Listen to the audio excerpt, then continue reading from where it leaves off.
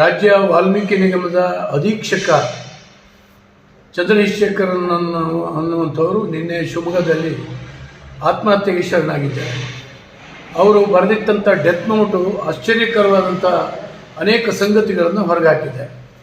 ದಲಿತರಿಗೆ, ವಿಶೇಷವಾಗಿ S T ಜನಾಂಗಕ್ಕೆ ಮೀಸಲಾಗಿರ್ತಕ್ಕಂಥ 187 ಕೋಟಿ ರೂಪಾಯಿಗಳು ಅನಧಿಕೃತವಾಗಿ ಟ್ರಾನ್ಸ್ಫರ್ ಆಗಿದೆ, ಮನಿ ಟ್ರಾನ್ಸ್ಫರ್ ಆಗಿದೆ ಅನ್ನುವಂಥದ್ದನ್ನು ಬರೆದಿಟ್ಟಿದ್ದಾರೆ.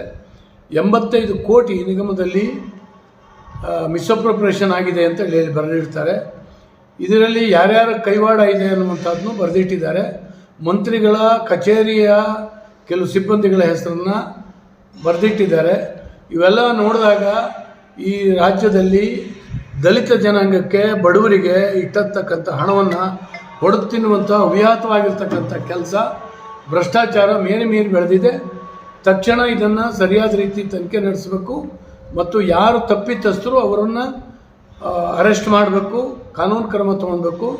ಮತ್ತು ಇದೆಲ್ಲ ಆಗುವಾಗ ಮಂತ್ರಿ ಅವರು ರಾಜೀನಾಮೆ ಕೊಟ್ಟಬೇಕು. ಈ ಹಿನ್ನೆಲೆಯಲ್ಲಿ ಅವರ ಬೇಜವಾಬ್ದಾರಿಯಿಂದ ಈ ಘಟನೆಗಳು ಆಗಿದೆ ಅನ್ನುವಂಥದ್ದು ಮೇಲ್ನೋಟಕ್ಕೆ ಗೊತ್ತಾಗ್ತದೆ.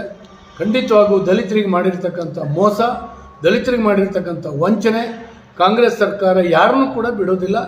ಈ ರೀತಿ ಲೂಟಿ ಹೊಡೆಯುವಂಥ ಕೆಲಸವನ್ನು ಇವತ್ತು ಮಾಡ್ತಾ ಇದೆ. ನಾವೆಲ್ಲರೂ ಕೂಡ ನಾಚಿಕೆಯಿಂದ ಈ ರಾಜ್ಯದ ಜನ ತಲೆ ತಗ್ಗಿಸುವ ಹಾಗೆ ಈ ರಾಜ್ಯ ಸರ್ಕಾರ ಮಾಡಿದೆ ಅನ್ನುವಂಥ ಮಾತನ್ನು ಹೇಳ್ತಾ ಇದ್ದೀನಿ. ನಾನು ಈ ಕೃತ್ಯವನ್ನು ಖಂಡಿಸ್ತೇನೆ. ತಕ್ಷಣ ಸಂಬಂಧಪಟ್ಟವರನ್ನು ಬಂಧಿಸಿ ಕಾನೂನು ಕ್ರಮ ಜರುಗಿಸಬೇಕು.